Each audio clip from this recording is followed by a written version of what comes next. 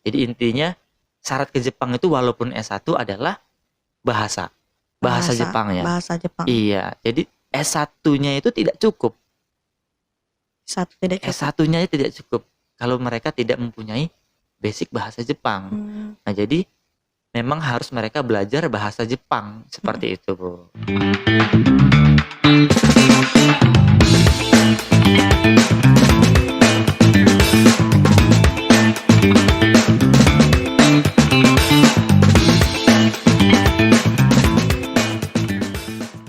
Assalamualaikum warahmatullahi wabarakatuh. Halo Sobat Unilak, kembali lagi kita di Unilak Podcast. Kali ini masih bersama dengan saya, Anafi Muja.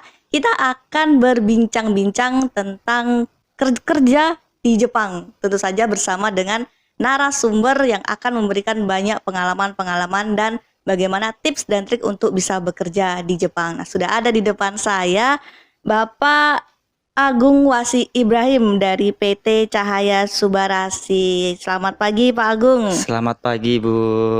Pak Agung mungkin boleh menyapa dulu nih sobat-sobat Unilak kita. Oke. Selamat pagi semuanya. Ini pakai bahasa Jepang atau gimana? Pakai bahasa Jepang boleh. Bu, ya? Boleh ditranslate ya Pak ya. Pakai bahasa Jepang, Bu ya. Iya, pakai bahasa Jepang. Minasan ohayo gozaimasu. Hajimemashite. Agung Wasi Ibrahim to moshimasu. Agung to yobarete imasu. Yoroshiku onegai itashimasu. Artinya Bu ya. Perkenalkan, nama saya Agung Wasi Ibrahim. Panggilan boleh dipanggil Agung. Salam kenal untuk semuanya. Terima kasih. Terima kasih. Arigatou gozaimasu. Arigatou Pak Agung. gozaimasu. Pak Agung, kita mungkin sebagai pengetahuan buat teman-teman sobat-sobat Unilak bahwa Unilak itu ada bekerja sama dengan PT Cahaya Subarasi yang beberapa waktu lalu kita sudah mengadakan MOU ya Pak ya. Iya, Pak, betul mungkin sekali, Bu. kita banyak yang belum tahu nih Pak, PT Cahaya Subarasi ini apa nih? Oke, siap. Jadi PT Cahaya Subarasi Indonesia ini bergerak di bidang pelatihan dan pemagangan untuk berangkat ke Jepang, Bu. Pelatihan dan Iya, pemagangan. pelatihan pemagangan ke Jepang, ke negeri Sakura. Nah, jadi kita berdirikan ini sejak 2023. 2023. Iya, sejak 2023 saya merintis dari nol sekali tuh, Bu, yang sumber daya manusianya itu seadanya.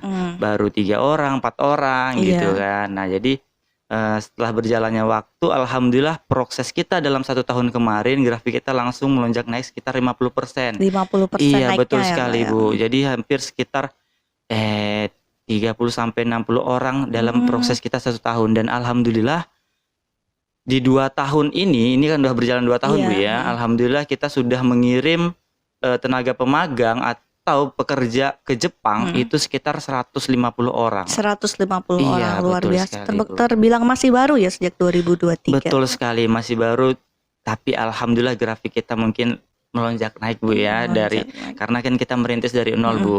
Dan alhamdulillah di Riau ini juga kan mungkin ada beberapa nih gitu, tapi kita adalah salah satu lembaga pelatihan kerja yang bisa mengirimkan magang langsung ke Jepang. Magang langsung iya, ke resmi. Jepang. Jadi izin kita langsung dari kementerian, Bu, dari Kementerian Tenaga Kerja Republik Indonesia. Baik, ini kalau boleh tahu Cahaya Subarasi Indonesia ini apakah sama dengan LPK atau seperti apa? Nah, jadi ada sebenarnya persamaannya. Jadi LPK itu kan adalah lembaga pelatihan kerja nih, gitu. Nah, tetapi kita adalah LPK, ada embel-embelnya nih, Bu ya. Ada SO-nya nih. Ada SO itu adalah standing organization, yang mana SO ini bisa mengirimkan langsung peserta pelatihan kita itu untuk berangkat magang ke Jepang, seperti itu, Bu. Iya. Dan arti magang ini bukan berarti magang seperti kayak di kampus, di sekolahan yang hanya sekedar 3 bulan atau 1 tahun, itu bukan, Bu. Jadi memang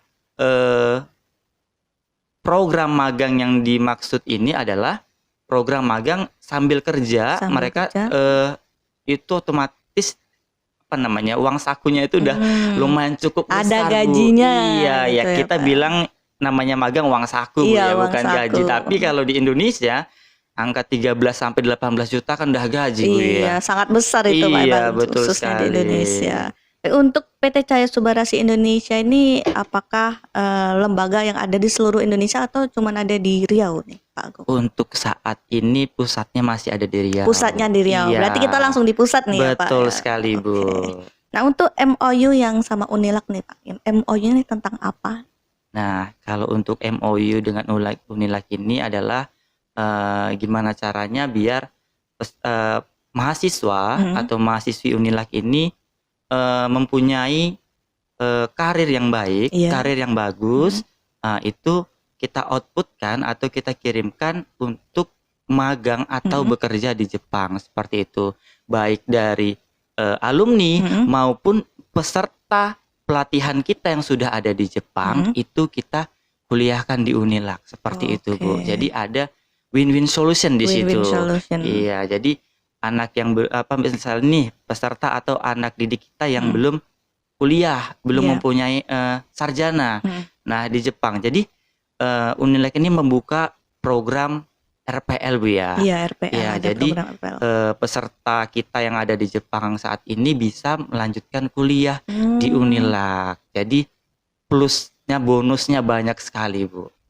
Dia pulang dapat tunjangan, dapat tunjangan usaha juga iya, bawa uang juga iya, bawa gelar sarjana juga iya. Seperti itu, Bu. Jadi itulah mengapa kita mau atau ingin bekerja sama dengan Universitas Lancang Kuning ini. Banyak sekali manfaatnya ya, Pak. Banyak sekali, Bu. Nah, apakah ini juga bakalan masuk juga nih untuk mahasiswa yang sedang kuliah di Unilak yang bukan dari RPL-nya yang udah kerja di Jepang, Pak Agung? Izin, Bu, boleh diulangin, Bu?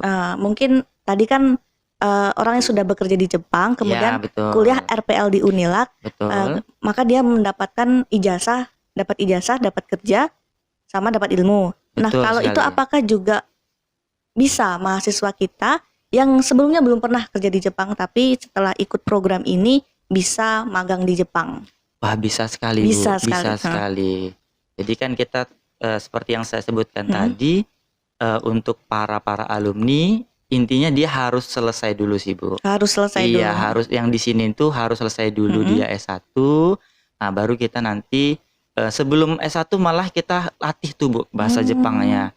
Jadi kita sudah membuka dengan salah satu fakultas di Unilak, itu untuk kelas online. Kelas online. Iya, untuk kelas fakultas komputer, Bu, Fasilkom. Iya. Dari Fasilkom sudah membuka kelas online bahasa Jepang, dan itu tenaga pengajarnya itu dari Cahaya Subarasi. Nah, jadi kita yang membuka online dengan Fasilkom, seperti itu, Bu. Jadi setelah mereka selesai wisuda, itu langsung kita kirimkan. Iya, jadi kan mereka sudah mempunyai basic bahasa.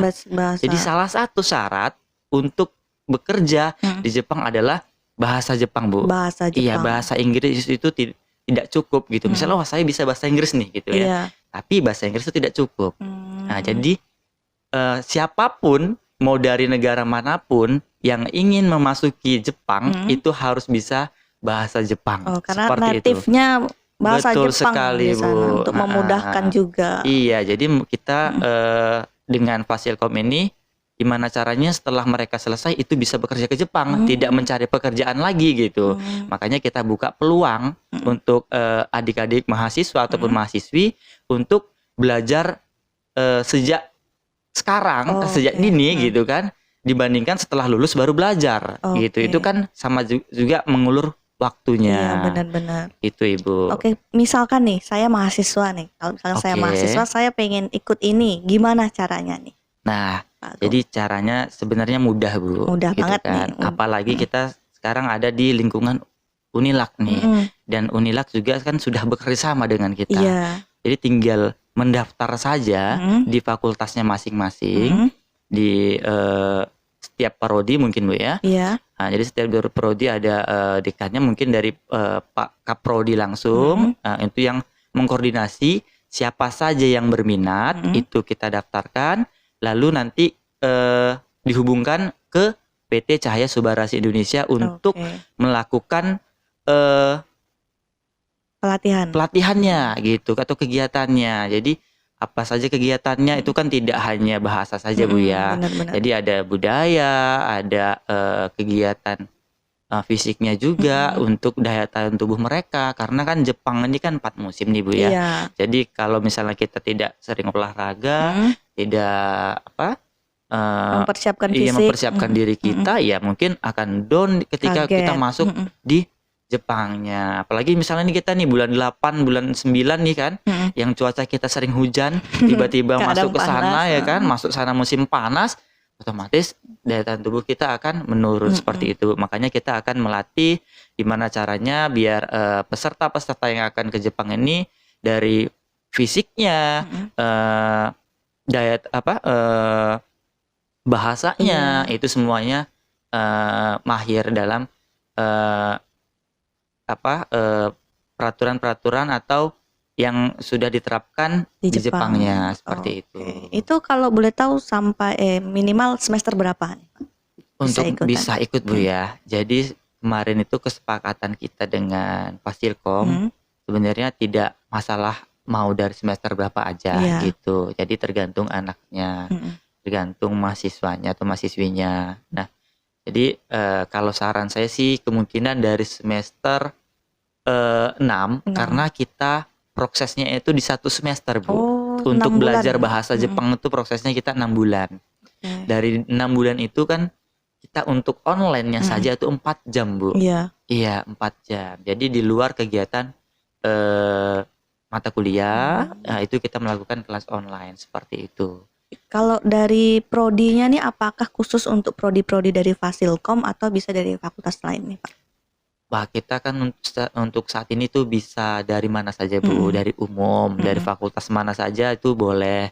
Nah, tapi ada kemungkinan terbesar itu kita ada di teknik, di fakultas teknik dan fakultas pertanian Bu, karena memang Jepang di bidang perindustriannya mereka itu kayak di bagian pertanian juga, di teknik itu memang sangat-sangat dibutuhkan gitu Bu. Dan tahun ini kita menerima job order pertanian itu aja 300 orang. Itu permintaan atau? Permintaannya Bu. Dan kita harus mempersiapkan 900 orang. 900 karena orang. Dia akan ada perbandingan Bu ya. 3:1. Jadi 300 kita siapkan 900 kita siapkan, 300 yang diambil seperti itu Bu. 300 yang berangkat. Iya, 300 yang diberangkatkan ke Jepang seperti itu. Baik, luar biasa ya untuk bekerja di Jepang Pak. Iya, Mungkin peluangnya kalau sangat banyak sekali. boleh tahu kan banyak orang beranggapan kalau kerja di luar negeri itu tuh sebagai pekerja kasar, karena banyak juga kan masyarakat kita seperti itu. Nah, kalau misalkan ini apakah ada perbedaannya? Karena mungkin mahasiswa pengennya kerjaannya yang lebih bagus atau lebih baik. Nah, itu seperti apa Pak Agung? Nah, jadi kalau untuk mahasiswa sendiri itu memang ada perbedaannya Bu. Terutama dari yang pertama kali itu dari gaji. Yang kedua itu dari penempatannya. Nah, jadi ini bisa kita namakan programnya kalau dalam bahasa Jepang itu Gizinkoku. Iya, Gizinkoku itu adalah program keahlian khusus. Seperti itu. Jadi memang tenaga ahli mereka. Nah, walaupun basic mereka bukan di bidang pertanian nih. Misalnya mereka dari Fasilkom, tapi mereka memegang sertifikat atau ijazah S1. Nah, itu sudah ada perbedaan di situ. Iya, dari gaji, dari penempatannya juga berbeda seperti itu. Bahkan mereka sendiri walaupun mereka dari pertanian gitu, tapi mereka bisa di kantor perusahaannya di bidang di sektor pertanian tersebut, karena walaupun mereka pertanian nih kayak kita nih Bu ya, kayak ibaratnya di sini ya ada kebun kelapa sawit gitu, tapi kan di kebun kelapa sawit itu mempunyai kantor khususnya. Nah, mereka penempatannya di situ tuh. Seperti itu Bu. Jadi kerjanya bisa di kantoran juga ya? Bisa Bu, bisa sekali. Jadi memang tergantung dari basic bahasa mereka. Jadi intinya syarat ke Jepang itu walaupun S1 adalah bahasa Jepang ya. Bahasa Jepang. Iya, jadi S1-nya itu tidak cukup.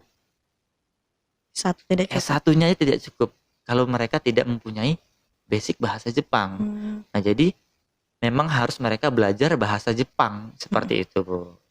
Luar biasa. Kalau selama ini mendidik banyak berarti Iya. sebagai di lembaga pelatihan dan pemagangan ini, apakah ada kesulitan nih untuk mengajar mahasiswa atau ada kesulitan setiap orang itu berbeda-beda nih Pak? Sudah pasti Bu ya. Jadi setiap mahasiswa itu kan daya tangkapnya berbeda-beda. Jadi disitulah kita merasa adanya kesulitan, apalagi ya mohon maaf juga untuk kayak yang umurnya berbeda. Biasanya di angka 30 tahun ke atas itu pasti sangat berbeda dengan yang 30 tahun ke bawah. Seperti itu sih Bu.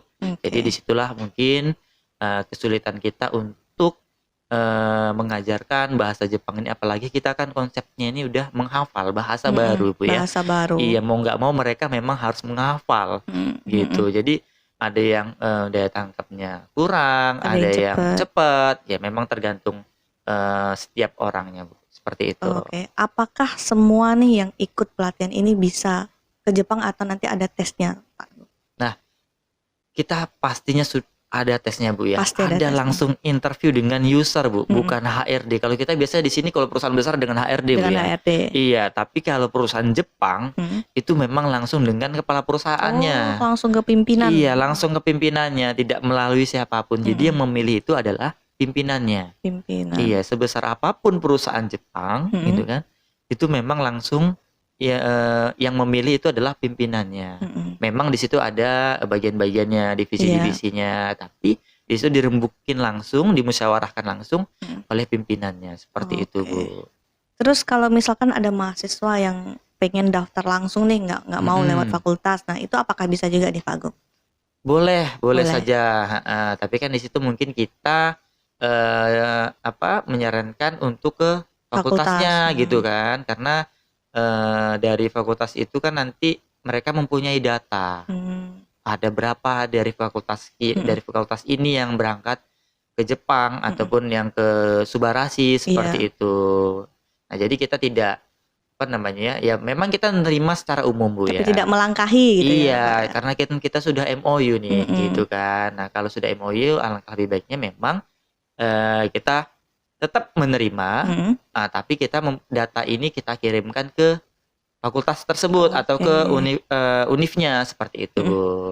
Kalau selama ini nih Pak Agung dari tahun 2023 ya, dari 2023 sampai 2025, apakah sudah banyak nih lulusan S1 atau yang kuliah yang sudah ke Jepang nih Pak Agung? Sebenarnya banyak Bu ya. Banyak. Sebenarnya banyak. Tapi kan di situ ada beberapa kampus juga, tidak hanya Unilak, bahkan dari Unilak pun Bu ya, ada yang sudah kita berangkatkan memang cuma baru satu orang yang sekarang sudah ada di Jepang. Seperti itu yang kita berangkatkan melalui PT Cahaya Subarashi Indonesia. Tapi dari Unilak ini? Dari Unilak. Dari kerjasama ini? Tidak, belum. Waktu itu sebelum itu 2024 tahun lalu. Kita kan baru kerjasama 2025 ini Bu ya. Iya. Jadi 2024 itu kita sudah berangkatkan alumni Unilak dari Fakultas Teknik yang sudah kita berangkatkan ke Jepang tahun lalu di bulan 10 kalau tidak salah 10. ya. Jadi dia sudah merasakan dinginnya Jepang, sudah merasakan musim seminya Jepang, musim sakura Bu ya, karena kan itu mungkin yang banyak diminati para wisatawan Bu ya, untuk yang ke Jepang di musim sakura gitu kan. Jadi boleh saya sebutkan namanya Bu ya? Boleh. Namanya ini Duigiri Suseno Bu. Duigiri Suseno. Iya, dia sudah menikmati indahnya Jepang untuk saat ini, dan alhamdulillah mungkin dia kan berangkat yang seperti saya bilang tadi Bu ya, dari program keahlian, dari program ibaratnya kita bilang staf ahli di sananya, yang mungkin gajinya juga cukup lumayan besar. Kalau saya bilang bukan lumayan lah Bu ya, tapi besar Bu ya, karena kan kita di sini ya S1 ibaratnya kerja di tempat kita sendiri, di negara kita sendiri ya, kurang lebih di bawah 2 digit lah mungkin Bu ya. Masih di bawah 2 digit. Tapi Duigiri Suseno ini mungkin sudah di atas, sudah hampir mendekati 2 digit lah Bu 2 ya, 2 digit. digit, tidak 3 digit. Kalau 3 Sudah. digit mah semua orang pengen ke Jepang Bu ya. Iya. Tapi antusiasmenya lumayan tinggi juga ya Pak dari masyarakat Riau sendiri untuk pergi ke Jepang. Sangat besar Bu, apalagi di Riau ini kita adalah lembaga satu-satunya yang bisa memberangkatkan tenaga kerja ke Jepang. Seperti itu Bu. Kalau boleh tahu tadi kan ada banyak industri ya di Jepang yang bisa Iya. dimasukin, ada yang pertanian dan lain-lain. Itu selain itu apakah ada lagi? Banyak Bu, banyak sektor-sektor lain. Contohnya itu ada di perhotelan, ada di caregiver atau perawat, ada di restoran, di pabrik manufacturing, pengolahan makanan contohnya. Terus ada satu lagi itu di bagian staf perkantoran. Staf perkantoran. Iya, staf perkantoran ini biasanya di bidang kayak kantor yang menaungi anak-anak pemagangan, anak-anak pekerja-pekerja migran seperti itu Bu. Yang otomatis bahasanya memang kan bahasanya ada 5 level Bu ya. Ada banyak levelnya iya, ya Bang ada ya? 1 sampai 5. Yang tertinggi itu adalah level 1 atau N1. N1. Iya. Jadi N1 atau N2 inilah yang bisa bekerja di staf perkantoran seperti itu Bu. Jadi kalau kita mahasiswa Unilak ataupun masyarakat umum yang pengen kerja di Jepang dan di sektor yang lumayan tinggi penempatannya atau jabatannya itu berarti harus mencapai N1 itu. Iya, N1 atau minimal N2 deh. N2. Gitu. Iya. Itu biasanya apakah butuh waktu yang lebih lama nih Pak Agung? Sudah pastinya Bu, Sudah karena itu kalau level 4 aja untuk di kelas online itu membutuhkan waktu sekitar 6 bulan. 6 bulan, kelas paling 4. cepat, paling cepat palingnya 5 bulan deh gitu kan, karena kan 1 hari itu sangat banyak yang dibahas tuh Bu ya. Jadi kalau untuk mencapai level N2 atau N1 kemungkinan membutuhkan sekitar 1,5 tahun. 1,5 tahun. Iya, itu pun harus reguler. Iya, tidak bisa online gitu. Adapun online ya mungkin memakan waktu karena belajarnya sebentar Bu ya. Kalau reguler kita kan belajarnya 7 jam dalam 1 hari seperti itu. Oke, ini mungkin agak apa nih Pak ya? Mungkin boleh kita bahas biaya nih Pak. Biaya Bu ya. Nah, apakah boleh nih? Boleh nih. Jadi kita buka-bukaan nih jadinya Bu ya. Biar belak-belakan biar bisa langsung daftar gitu. Iya, nah kemarin untuk biaya kita sudah MOU-kan dengan Unilak sendiri. Untuk biaya pelatihan mencapai level N4 karena kan syarat kerja ke Jepang itu adalah level 4. Iya, level 4. Iya, level 4 atau N4 nih gitu. Nah, untuk biaya sendiri alhamdulillah kita masih murah gitu kan, masih kategorinya murah. Itu di angka 6.550.000 per itu sampai selesai Pak. Sampai bisa mereka. Kalaupun mereka gagal gitu kan, mereka gagal nih ujian, itu mereka boleh mengulang tanpa kita pungut kembali biayanya. Seperti itu Bu. Dan itu sudah kita bonuskan, sudah di-include-kan di dalam situ ada bukunya 1 paket, ada untuk ujiannya gitu kan, karena kan ujian ini kan bayar juga Bu ya, karena kan yang mengadakan lembaga sertifikasi dari Jepang sendiri, itu ada melakukan administrasi juga, makanya itu sudah di dalam situ tadi, di dalam biaya tadi tersebut dari Rp6.450.000. Saya pernah dengar nih dari banyak LPK itu kayak seperti ada mensyaratkan bayar berapa puluh juta nanti dalam beberapa bulan atau beberapa tahun nanti bisa langsung ke Jepang. Nah, apakah itu juga diterapkan di Cahaya Subarashi? Iya, benar sekali Bu. Karena kita kan ini lembaga swasta. Nah, jadi di lembaga swasta ini memang dimanapun tempatnya, dimanapun perusahaan swasta itu adalah membutuhkan biaya administrasi yang cukup lumayan besar kalau saya bilang. Nah, tapi di LPK Cahaya Subarashi atau di PT Cahaya Subarashi ini itu menyediakan dana talangan.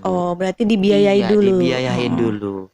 Jadi dibiayain merekanya ini untuk program pemberangkatan ke Jepangnya. Jadi yang 6.550.000 tadi Itu buat belajar. itu untuk pelatihannya, untuk pelatihan untuk belajar bahasa Jepangnya. Nah, untuk biaya berangkatnya itu mungkin kita belum bisa sebutkan karena kita belum ada perbincangan di kampus di Unilak sendiri, karena kan mungkin ada perbedaan harga gitu kan, ada perbedaan biaya yang mana dari umum ataupun dari Unilak seperti itu Bu ya.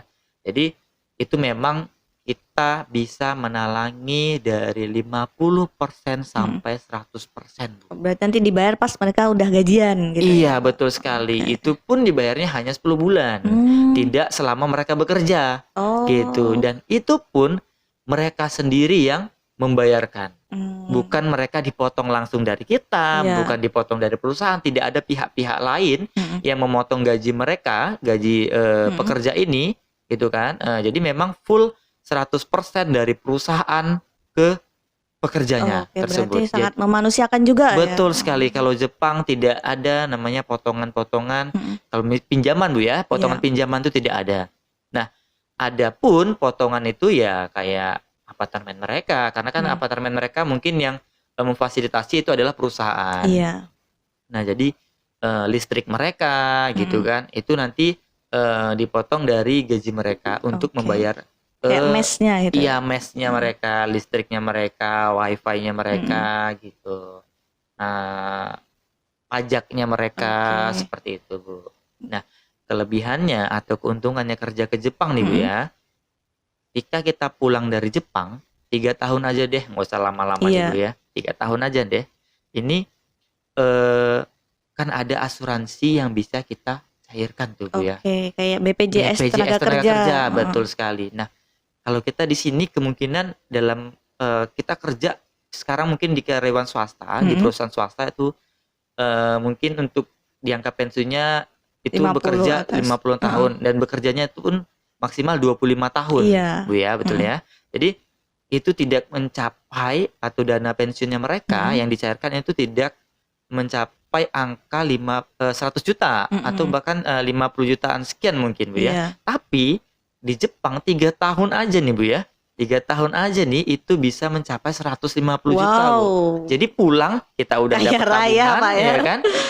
Ada dana apa namanya ya, biaya nggak terduga nih yang kita ibaratnya kayak cuma nabung yang memang harus wajib Bu ya, tabungan wajib gitu Bu ya. Asuransi tiba-tiba kita pulang terus kita ajukan asuransi kita cairkan itu bisa mencapai 150 juta rupiah Bu. Habis pulang dari Jepang bisa buka usaha atau beli tanah ya Pak ya. Betul sekali Bu. 3 tahun aja nih gitu kan. Nggak perlu lama-lama dari Jepang. 3 tahun atau 5 tahun itu mungkin sudah cukup untuk kita usaha atau kita mungkin di daerah perkampungan, di pedesaan mungkin kita beli kebun Bu ya, lebih kebun atau sawah seperti itu tuh cukup sekali. Jadi kita tidak mencari pekerjaan lagi di tempat lain seperti itu. Kayaknya Cahaya Subarasi Indonesia ini sangat mendukung ya #kabur aja dulu. Kalau di sekarang itu kan mungkin dari pihak kementerian udah nggak boleh Bu ya, kabur aja dulu itu nggak boleh. Tapi ini kita rubah. Jadi magang aja dulu. Magang aja dulu. Iya. Oke, baik, siap-siap. Nah, kalau tanggapan perusahaan-perusahaan yang di Jepang yang sudah menerima tenaga kerja dari kita itu seperti apa sekarang nih, Pak Agung? Yang sudah menerima pekerja dari perusahaan kita itu ada di beberapa sektor. Yang terutama tadi ada di sektor pertanian. Itu kita sudah kirim sekitar hampir 50 orang. Iya, di tahun lalu. Nah, setelah itu ada di sektor di sipil Bu ya, di bagian konstruksi. Itu sudah banyak sekali memang di bagian sipil itu karena kita memang sangat-sangat memerlukan di bidang teknik sipil Bu ya. Itu juga jenis pekerjaannya juga banyak banget di bidang sipil itu. Terus ada di caregiver atau perawat. Nah, jadi ada perbedaannya nih Bu ya.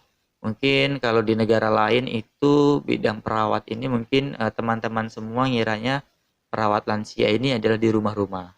Kalau di negara lain kan kemungkinan di rumah Bu ya. Tapi ini kita ada di rumah sakit, ada di panti seperti itu. Memang yang ada perusahaannya gitu, bukan di agensi atau di rumah-rumah sih gitu. Oke. Peluang ke Jepang itu sangat besar Bu ya. Sangat besar. Sangat-sangat besar. Kita target tahun ini itu aja harus memberangkatkan sekitar 1.000 Bu. 1.000.